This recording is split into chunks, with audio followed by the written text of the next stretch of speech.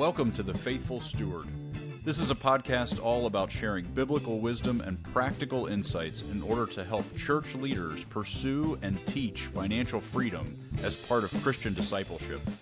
We believe this is a spiritual conversation, and this is a place where the church needs to lead the way in order to move our communities forward in how we steward God's resources. I'm your host, James Lenhoff, and I am so passionate about this conversation and helping leaders have the confidence to step into it. We believe that if we help people thrive financially and grow spiritually, it changes everything. And I am so excited to join you on this journey. This podcast is brought to you by Good Sense. If you'd like more information about what we're up to, you can go to our website at goodsensemovement.org. All right, let's get started with today's conversation. Today we're going to talk about trade-offs, and this is something we don't like to do. I have to just call that out. In the American culture, we don't want to trade off anything. I want this and this. It's all both and. I want to have all the stuff I want, and I want to save a bunch of money, and I want to have plenty of money to give away. These things all are under the same 100% of the resources we have. And by definition, if we don't face the reality that trade-offs require of us, we will end up digging holes that are really difficult to get out of. And so what I want to do today is just frame up for us what trade-offs look like, why they're so hard to identify, but then also how do we start to move in the direction of putting the things down we need to in order to pick up the stuff we really want in life. And so let's start just with this idea of a trade-off. When we think about $1, you can only spend $1 once. And we need to decide with some intentionality how we're going to use that dollar. What are we applying it to? And a lot of times we will preemptively spend dollars. We will finance the spending of $1 by using dollars we don't have, whether that's in a mortgage or a car loan or credit card debt, or we are using dollars we don't have, and we are by definition then ascribing future dollars to paying those dollars back. And what happens a lot of times is we will easily trade off, in our mind, future dollars to pay for current wants. We will figure it out somehow. The problem with future dollars is they don't actually cost us anything. In our mind, they're free. In our mind, they just come out of nowhere. Somehow or another, our income is going to go up to pay for this thing that I've already decided I'm buying. And so that's the trade-off. But at some point, future you is pretty ticked off about that. Future you is facing the reality of the actual trade-off that you made. At some point, you're now in a place where real existing dollars still have to be allocated, and the future dollars that you planned on maybe didn't show up. And so the trade-off gets harder and harder, and yet we keep making this mental gymnastics of assuming the future will somehow pay for the present if we just finance it effectively. And that is a lie that we fall prey to over and over and over again, particularly in our society. In America, it is really easy to make that trade-off. We are constantly trading future dollars for today's wants. We are so inundated with opportunities for free financing, for cheap financing, for constant promise of you'll pay for it eventually, but don't worry, you don't have to make that trade-off now. But what I want us to recognize is, yes, you do, and you already are.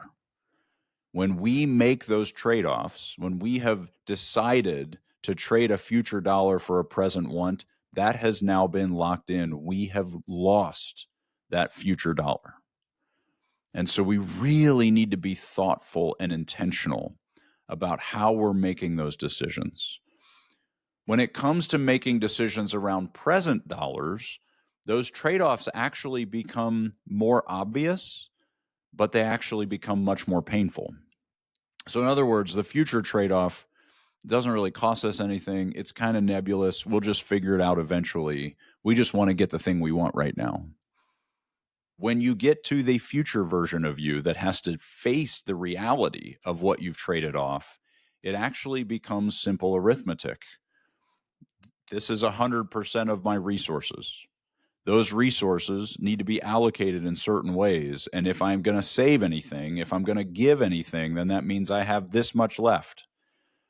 And so when we think about what we do with those resources, we're really only talking about a few categories. When we think about expenditures, what are we actually applying these dollars to? There are fixed and variable expenses. Fixed expenses are payments that you have to make every month. They're the same: rent, mortgage. Maybe you're paying your property taxes on a monthly basis. Maybe you're paying your insurance payment on a monthly basis. Whatever regularity they are, whether they're monthly, quarterly, semi-annually, it doesn't really matter. If they are the same amount, they are that fixed expense.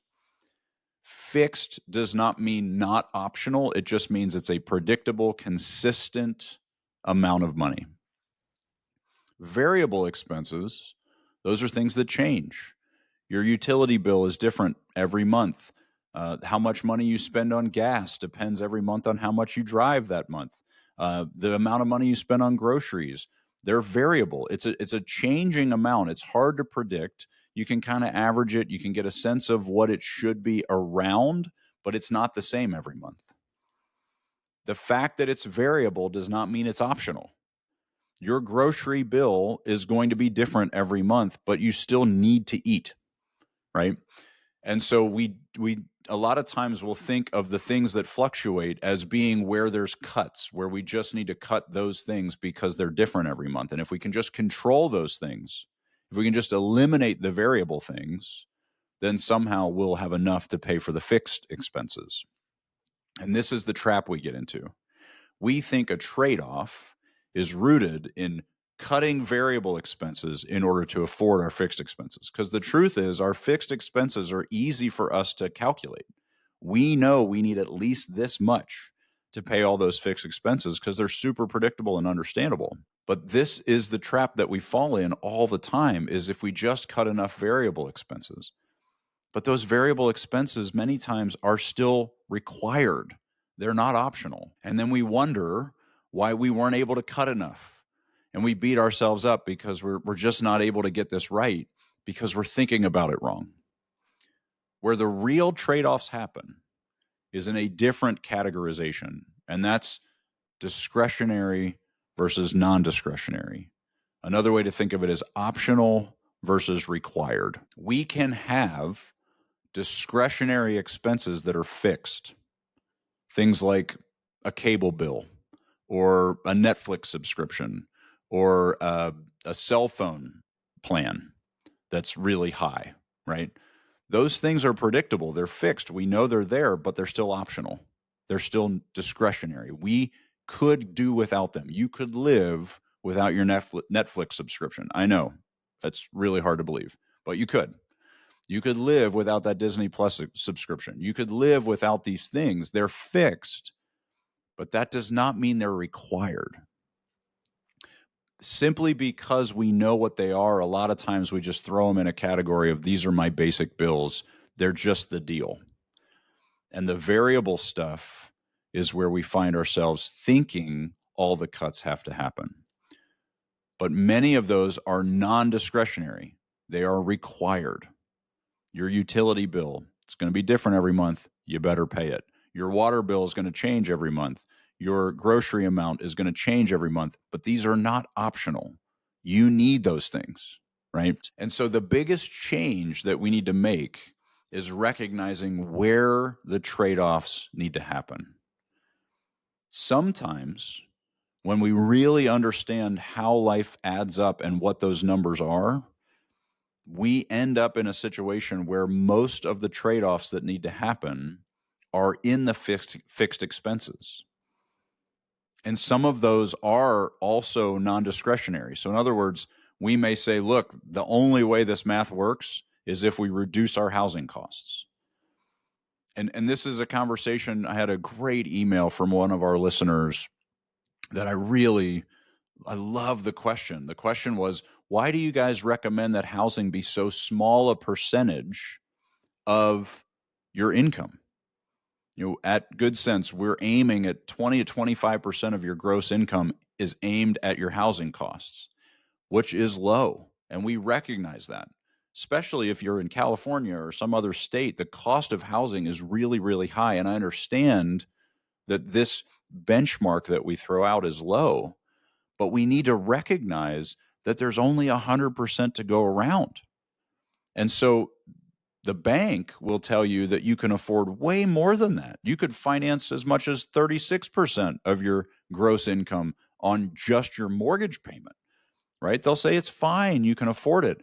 But they're assuming that you're not saving, that you're not giving, that you're not living with any margin. They assume you're never actually having any fun or doing anything that you enjoy, but you'll be able to afford that house if you don't do any of that stuff.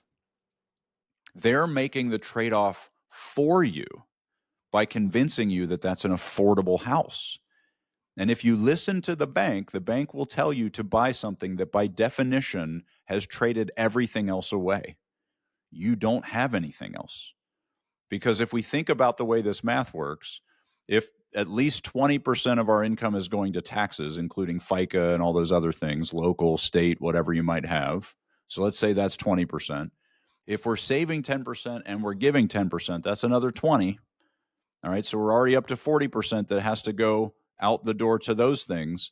And so that means that if we throw 36% on top of that for housing, we're left with less than 30% of our income to actually spend on things like food and transportation and cars and gas. And it's insane. We can't fit it all in. And so that's the problem. We end up being forced into trade-offs we never actually were intentional about, because we just assume this rule of thumb that's based on never giving a dime away and saving very little, if any, is affordable. And so sometimes the first trade-off we have to make is right-sizing some of those costs. When we understand that we have overbought in our housing situation, there's not enough in that variable expense category. You can't cut groceries and eating out enough to make up for the fact that this is too big. And so sometimes that trade-off is in a fixed, non-discretionary area. We just got to move a big rock. We got to get our housing costs down. Sometimes it's a fixed discretionary area. Hey, we bought this car, we leased this car, we love this brand new car and it smells great, right? That new car smell is addictive, but it's too expensive. We can't afford it. We need to downsize. We need to downgrade. We need to only have one car as a family, whatever that may be.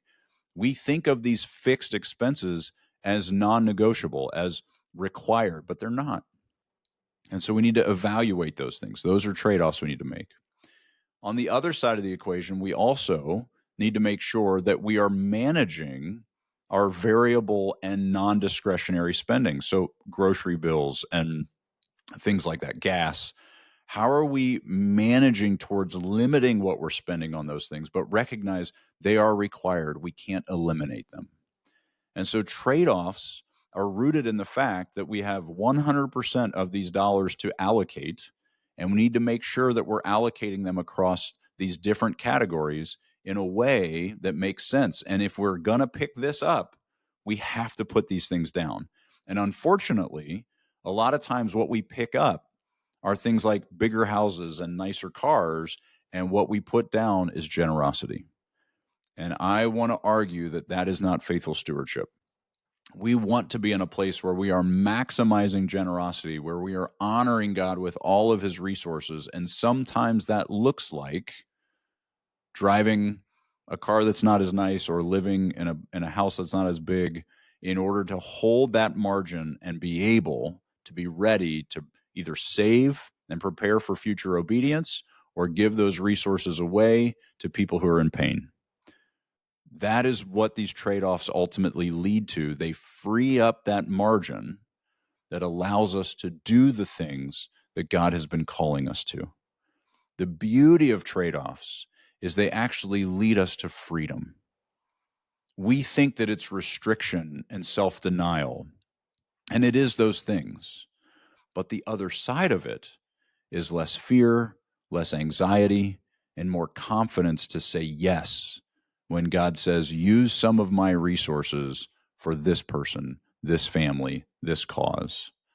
And we get to link arms with the King of the universe to do the work he's up to because we've put ourselves in a position where we've been willing to make the trade-offs that give us the margin to confidently say yes when he calls.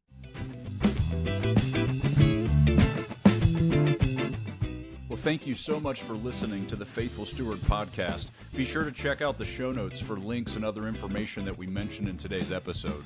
Also, be sure to check out our website at goodsensemovement.org to get all the resources we offer churches to help equip them in teaching financial stewardship to their community. If you have any questions or any topics you want to make sure we cover on our show, you can email me at jameslenhoff@goodsensemovement.org. I'd love to hear from you.